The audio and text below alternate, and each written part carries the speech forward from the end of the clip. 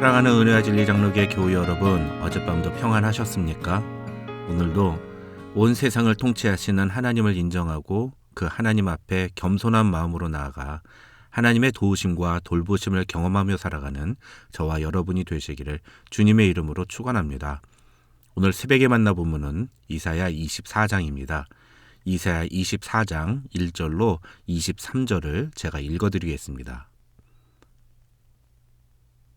보라, 여호와께서 땅을 공허하게 하시며 황폐하게 하시며 지면을 뒤집어 엎으시고 그 주민을 흩으시리니 백성과 제사장이 같을 것이며 종과 상전이 같을 것이며 여종과 여주인이 같을 것이며 사는 자와 파는 자가 같을 것이며 빌려주는 자와 빌리는 자가 같을 것이며 이자를 받는 자와 이자를 내는 자가 같을 것이라. 땅이 온전히 공허하게 되고 온전히 황무하게 되리라. 여호와께서 이 말씀을 하셨느니라. 땅이 슬퍼하고 쇠잔하며 세계가 쇠약하고 쇠잔하며 세상 백성 중에 높은 자가 쇠약하며 땅이 또한 그 주민 아래서 더럽게 되었으니 이는 그들이 율법을 범하며 율례를 어기며 영원한 언약을 깨뜨렸음이라. 그러므로 저주가 땅을 삼켰고 그 중에 사는 자들이 정죄함을 당하였고 땅의 주민이 불타서 남은 자가 적도다.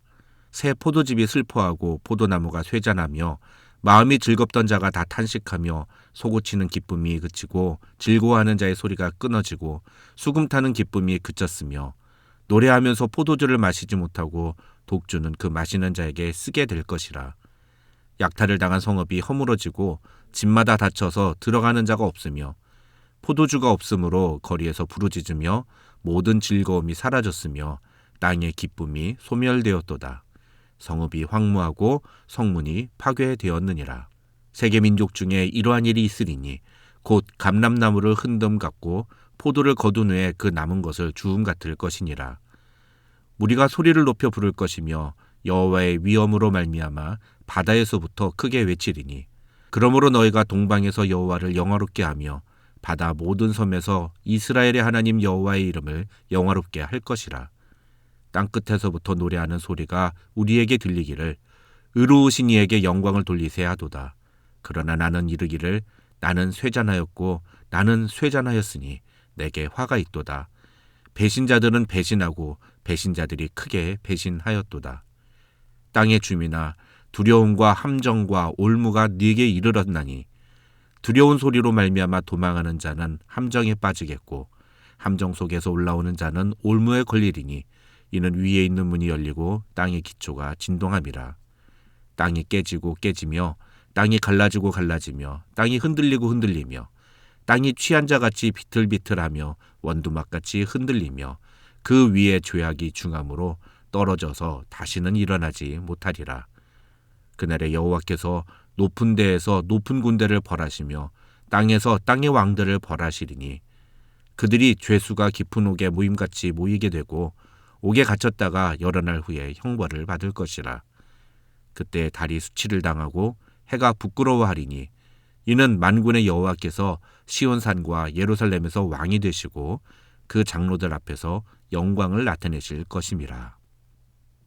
오늘 본문인 이사야서 24장부터 27장까지는 이사야서에 담긴 소묵시록이라 불리는 부분으로 이 24장부터 27장에 기록된 내용들은 13장부터 23장에서 언급한 열방을 향한 심판을 통해 나타나게 될 여호와 하나님의 공의가 인류 역사가 끝나는 마지막 날 이 세상에 속한 모든 사람들에게도 동일하게 적용될 것임을 보여줍니다.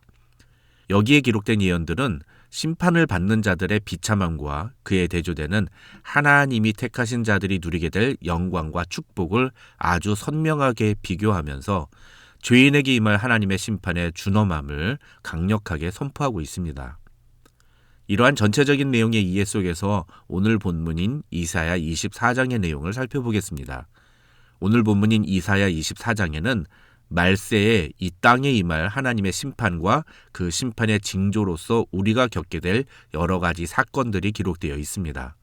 먼저 1절로 3절에서 이사야 선지자는 종말의 때에 이 세상은 황폐해질 것임에 대해 이야기합니다. 여기서 황폐해진다는 말은 없어진다는 것입니다. 이것은 단지 어떤 물질이 사라지는 것만을 의미하는 것이 아니라 인간 사이에 존재하는 여러 가지 특권과 질서와 가치들까지 사라지게 된다는 것입니다.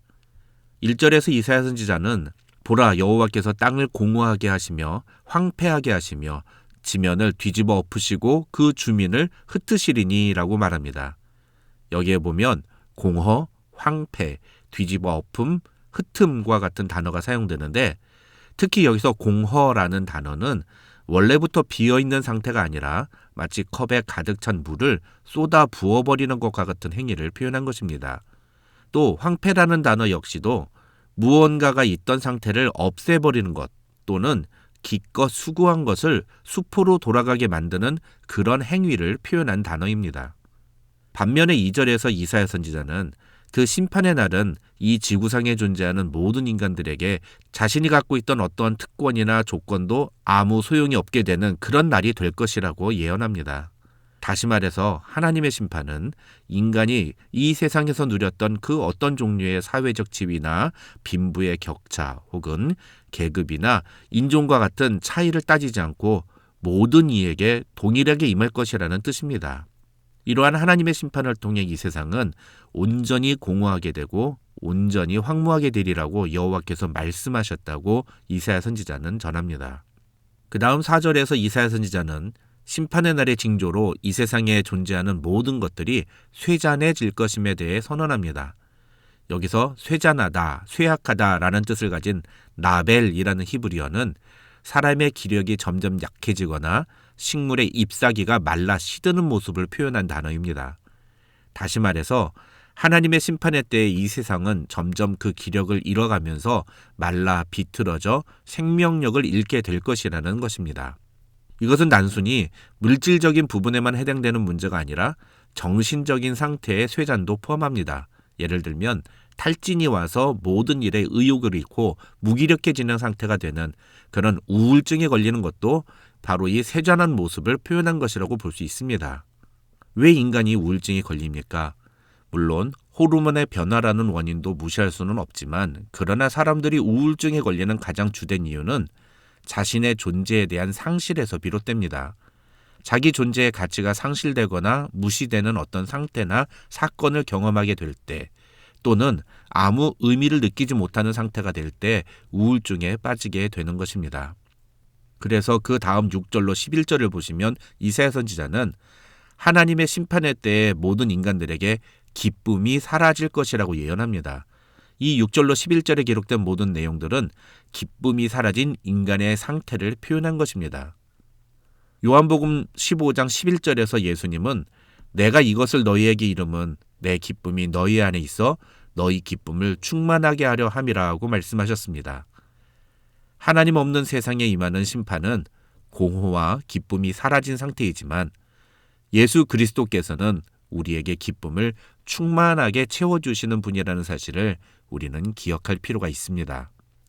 그 다음 12절과 13절에서 이사야 선지자는 하나님의 심판의 징조로 이 세상이 파괴될 것임에 대해 예언합니다. 즉 파괴가 심판의 징조라는 것입니다.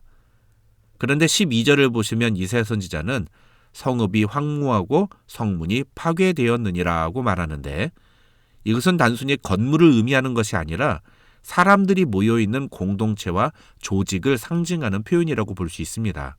다시 말해서 성읍이 황무하고 성문이 파괴되었다는 말은 인간들이 모여서 이루어진 공동체나 조직 같은 사회 구조가 파괴되고 무너지게 될 것이라는 의미라고 볼 수 있다는 것입니다.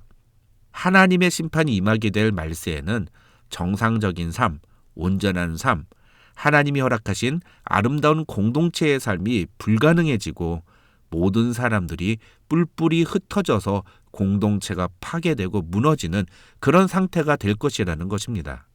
그 다음 16절과 17절을 보시면 이사야 선지자는 말세에 일어날 징조로 함정과 배신과 올무를 언급합니다. 이것은 간단하게만 말씀을 드리면 부조리한 사회, 윤리와 도덕적 가치가 상실된 채 불의와 횡포가 자행되는 사회 그 자체가 하나님의 심판이 머지 않았음을 보여주는 증거라는 뜻입니다. 그 다음 18절로 20절에서 이사야 선지자는 위에 있는 문이 열리고 땅의 기초가 진동하여 땅이 깨지고 갈라지고 흔들릴 것이라고 말합니다. 이것은 하나님의 심판으로 말미암아 나타날 자연계의 무서운 파괴 현상을 표현하는 것입니다. 즉 지진, 태풍, 홍수, 화산 폭발과 같은 자연 현상으로 인해서 인간은 무서운 죽음의 심판을 겪게 될 것이라는 것입니다. 마지막으로 21절과 22절에서 이사야 선지자는 그 심판의 날에 여호와께서 이 세상을 다스리시는 지도자들에 대한 심판을 시작하실 것임을 이야기합니다. 여기서 이사야 선지자는 하나님이 이 세상의 지도자들을 벌하시겠다는 표현을 3번이나 반복해서 사용하는데, 이것은 그들의 죄의 경중을 정확히 계산해서 그에 합당한 형벌을 가하시겠다는 하나님의 준엄한 의지를 표현한 것입니다. 그리고 이것을 통해 이사야 선지자는 하나님이 이 온 우주 만물을 통치하시고 심판하실 최후의 권위자라는 사실을 이야기하고 있다고 학자들은 설명합니다. 그런데 하나님께서 직접 창조하신 이 세상을 이렇게 심판하시는 이유가 무엇일까요? 5절을 보면 이사야 선지자는 이는 그들이 율법을 범하며 율례를 어기며 영원한 언약을 깨뜨렸음이라 하고 선언합니다. 이 언약은 비단 우리 신자들에게만 해당되는 것이 아니라 하나님에 대한 인간의 모든 반응을 의미합니다. 다시 말해서 이 세상의 창조주 되시는 하나님에 대한 바른 태도와 자세를 잃어버린 인간의 죄악에 대하여 하나님께서 심판하시겠다는 것입니다.